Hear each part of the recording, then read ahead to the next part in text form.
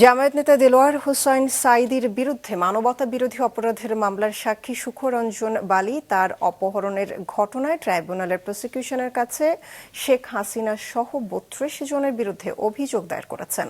অভিযুক্তদের মধ্যে অন্যতম হলেন সাবেক আইনমন্ত্রী শফিক আহমেদ, সাবেক প্রধান বিচারপতি এস.কে সিনহা, তৎকালীন ট্রাইব্যুনালের চেয়ারম্যান বিচারপতি নিজামুল হক নাসিম এবং অ্যাডভোকেট কামরুল ইসলাম। এছাড়া এ অপহরণের ঘটনায় যেসব পুলিশ সদস্য জড়িত ছিল তাদের নামও উল্লেখ করা হয়েছে। ২০১২ সালে ট্রাইব্যুনালে সাঈদীর পক্ষে সাক্ষ্য দিতে এসেছিলেন সুখরঞ্জন বালী। তার অভিযোগ, সেদিন তাকে ট্রাইব্যুনালের গেট থেকে অপহরণ করে ২ মাস ১৩ দিন অন্ধকার রুমে আটকে রাখা হয়। এরপর বিএসএফ এর মাধ্যমে ভারতের কলকাতায় পাঠানো হলে সেখানে তিনি ৫ বছর জেল খাটেন। এরপর দেশে ফিরে আসেন।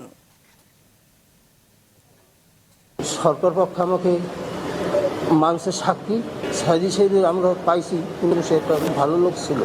সেই জন্য সেই লোকটা যদি আজ যদি একটা মিথ্যা মামলা যদি তারে ফাঁসাই দেয়, সেইটাকে সত্য সাক্ষীর জন্য আমি আসছি এলাম এই কোর্টে। তখন আমি অবহেলা হয়ে যাওয়ার পরে আমি খুব নির্যাতনে মুক্তিতে আমি এইভাবে এখন তার দীর্ঘ যাই।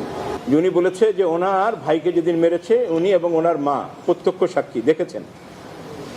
যারা মেরেছে সেই সিচুয়েশনগুলো উনি পরিষ্কার দেখেছেন এবং সেখানে সাইদি সাহেবের কোনো উপস্থিতি ছিল না, যার কারণে উনি চিনি না তার নামও আমরা পাই না।